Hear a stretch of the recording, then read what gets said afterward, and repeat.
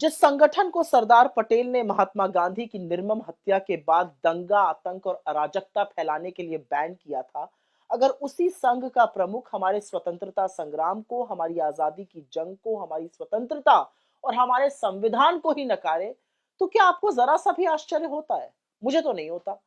मुझे दुख जरूर होता है, और इस बात का दुख होता है कि इस देश में इस कदर नफरत फैला दी गई है, ऐसा माहौल बना दिया गया है कि आज मोहन भागवत जैसे आदमी की हिम्मत है कि वो इस देश की आजादी पर सवाल उठाकर ये कह सक रहे हैं कि हम 1947 में आजाद ही नहीं हुए थे। अच्छा, अगर आजादी नहीं मिली तो स्वतंत्रता की लड़ाई किससे लड़ी गई, क्यों लड़ी गई?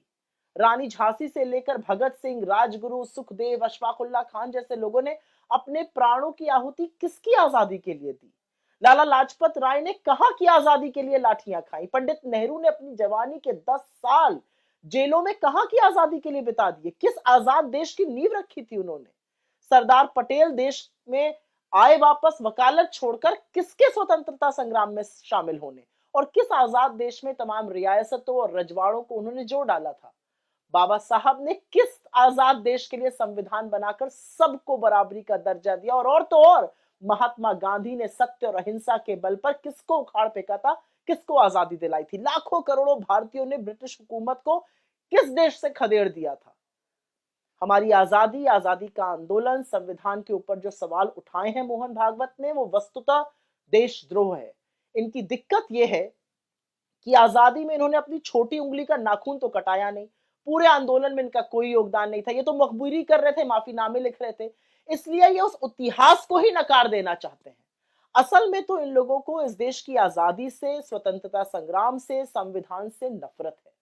जिन्होंने संविधान की प्रतियां जलाई हो, जिन्होंने बाबा साहब के पुतले फूके हों, जिन्होंने 53 साल तक तिरंगे का बहिष्कार किया, वो ना आजादी को समझ सकते हैं, ना देश के संविधान को समझ सकते हैं। असल में इनके अंदर एक कुंठा है, और कुंठा यह है कि इनके पास एक भी ऐसा आदर्श नहीं है जिसका इस पूरे देश में सम्मान हो। इनके आदर्श तो अंग्रेजों की मुखबिरी करते थे, माफीनामे लिखते थे, अंग्रेजों का साथ देते थे, बताते थे कि कैसे 1942 का भारत छोड़ो आंदोलन, उसका कैसे दमन किया जाए। इनको आजादी से इसलिए भी दिक्कत है कि आजादी के बाद देश में संविधान बना, और संविधान ने उन सब लोगों को बराबरी का दर्जा दिया जिनका ये सदियों से शोषण करते आए थे। इनको अपच है कि कैसे दलित, पिछड़े, आदिवासी समुदाय के लोग इनके बगल में बराबरी से बैठने लगे, और अब वो इनका दमन सहने को तैयार नहीं है। वो तो संविधान में दिए हक को लेकर आगे बढ़ रहे हैं, और इसीलिए ये आरएसएस वाले आजादी, आजादी के महानायकों, कांग्रेस के योद्धाओं और आजादी से उपजे संविधान का विरोध करते हैं। और जब ये फंसे तो ये स्टेट शब्द के पीछे छिपने लगे। क्या गलत कहा है राहुल गांधी ने? बिल्कुल ठीक ही तो कहा है। हमारी लड़ाई पूरे तंत्र से है, उस स्टेट से है जिस पर पूरा का पूरा संघ काबिज है। एक निरंकुश सरकार से है। मूर्ख भाजपाइयों को राष्ट्र और स्टेट में अंतर नहीं पता है। स्टेट निकम्मी सरकार, भ्रष्ट नौकरशाह, संघियों से भरी एजेंसी, और 100% हमारी लड़ाई उनसे है जो हम पूरी शिद्दत से लड़ रहे हैं। अरे कुछ नहीं तो संविधान का आर्टिकल 12 ही पढ़ लिया होता, उसमें आपको पता चल जाता कि स्टेट का मतलब कुछ और है, राष्ट्र का मतलब कुछ और है। लेकिन एक बात माननी पड़ेगी कि राहुल गांधी जैसी वैचारिक स्पष्टता और किसी में नहीं है। उन्होंने बिना संशय के इस देशद्रोही वक्तव्य को वो बुलाया जो बुलाना चाहिए था। असलियत तो ये है कि मोहन भागवत ने यह वक्तव्य 48 घंटे पहले दिया था। सुई टपक सन्नाटा छाया हुआ था, मीडिया भी सोया हुआ था, विपक्ष भी शांत था। जब राहुल गांधी ने इस बारे में बात करी तब सब लोगों ने इस पर बोलना शुरू किया और मोहन भागवत की कलई खुलने लगी।